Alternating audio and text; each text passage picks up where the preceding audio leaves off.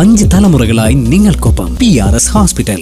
ഷാഫി പറമ്പിൽ വടകരയിൽ പോയി MP ആയതിന്റെ പശ്ചാത്തലത്തിൽ പാലക്കാട് ഉപതെരഞ്ഞെടുപ്പ് നടന്നു. അവിടെ നമ്മൾ രാഹുൽ മാങ്കൂട്ടത്തിൽ മത്സരിച്ച ഷെറിനുമൊക്കെ മത്സരിച്ച തെരഞ്ഞെടുപ്പിൽ ഒരു ദിവസം അർദ്ധരാത്രിയിൽ ഷാനി മോൾ ഉസ്മാന്റെയും ബിന്ദു കൊല്ലത്തെ DCCയുടെ പഴയ പ്രസിഡന്റ് ബിന്ദുവിൻ്റെയും ഒക്കെ റൂമിൽ പോലീസിന്റെ റെയ്ഡ്. സ്ത്രീ പോലീസില്ലായിരുന്നു എന്നൊക്കെ പറഞ്ഞ് വലിയ വിവാദമായിരുന്നു. സംഭവം എന്താണ്? ഒരു നീലപ്പെട്ടിയാണ്.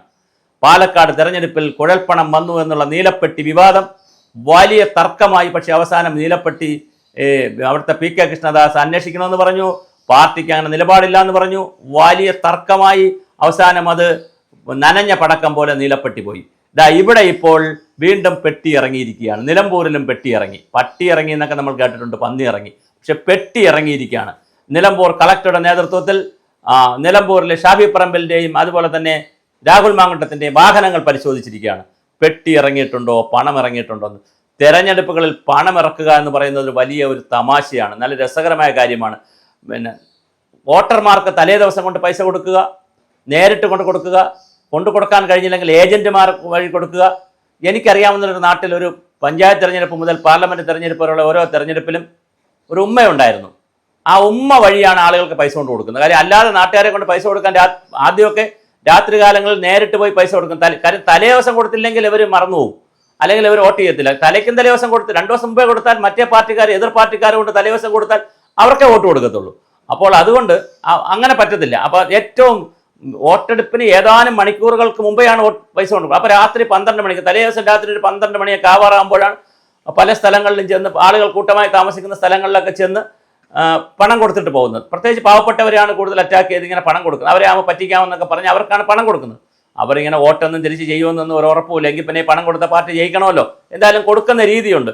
അങ്ങനെ കൊടുക്കുമ്പോൾ അതിനെ പിടിക്കാനായിട്ട് എതിർ പാർട്ടിക്കാർ വരും, തല്ല് നടക്കും, വഴക്ക് നടക്കും. അതുകൊണ്ട് തന്നെ പിന്നെ ഈ ചില ഉമ്മമാരെയും അമ്മമാരെയും ചില സ്ത്രീകളെയൊക്കെ ഉപയോഗിച്ചിട്ടാണ് പണം കൊടുക്കുന്നത്. എന്തായാലും പണം എത്തിക്കും.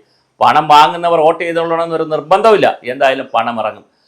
സുരേന്ദ്രന്റെ പാർലമെന്റ് തെരഞ്ഞെടുപ്പിൽ തൃശ്ശൂരിൽ വെച്ച് ഒരു കുഴൽപ്പണ കേസ് വളരെ വിവാദമായി. ഒരു കാറിന്റെ ആക്സിഡന്റ് പറ്റി, അവിടെ കുഴൽപ്പണം വന്നു, കാറിൽ കുഴൽപ്പണം ഉണ്ടായിരുന്നു എന്ന് പറഞ്ഞ് വലിയ വിവാദമായി. ഇപ്പോഴിതാ പാലക്കാടും നിലമ്പൂരിലും പെട്ടി ഇറങ്ങിയിരിക്കുകയാണ്.